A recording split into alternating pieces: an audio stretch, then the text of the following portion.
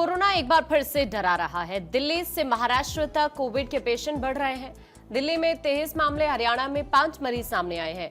महाराष्ट्र में एक मरीज की जान जाने की खबर भी है। तो देश के अलग अलग हिस्सों से आप देखिए कोविड के केसेस एक बार फिर से सामने आने लगे हैं और इस वजह से टेंशन थोड़ी बढ़ गई है। दिल्ली की हम बात करें तो यहाँ पर बाकायदा एडवाइजरी भी जारी कर दी गई है और देश के अलग अलग हिस्सों की हम बात करते हैं, जिसमें महाराष्ट्र की हम बात करें, यूपी की हम बात करें या इसके अलावा दिल्ली की हम बात करें, तो देश के अलग अलग हिस्सों से एक बार फिर से कोविड के केसेस सामने आने लगे हैं, जिसकी वजह से लोगों के अंदर भी टेंशन थोड़ी जरूर देखने के लिए मिल रही है। और हाल ही में दिल्ली में जिस तरह से कोविड के केसेस सामने आए हैं, इतनी ज्यादा संख्या में 3 साल के बाद दिल्ली से कोविड के केसेस सामने आए हैं। हालांकि अभी पूरी तरह से हॉस्पिटल्स भी अलर्ट मोड पर है और हम भी आपसे यही अपील करते हैं कि अगर आपको किसी भी तरह का कोई सिम्टम दिख रहा है तो आप उससे बिल्कुल भी हल्के में ना लें और आप डॉक्टर से जरूर बातचीत करें।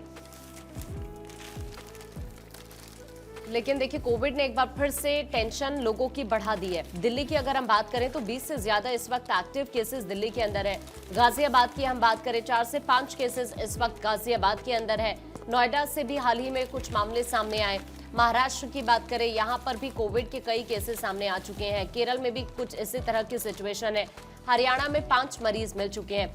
तो अलग अलग इलाकों में जो एक्टिव केसेस की संख्या है कोविड को लेकर वो हम आपको बता रहे हैं और अब एक बार फिर से तमाम लोगों की टेंशन बढ़ गई है।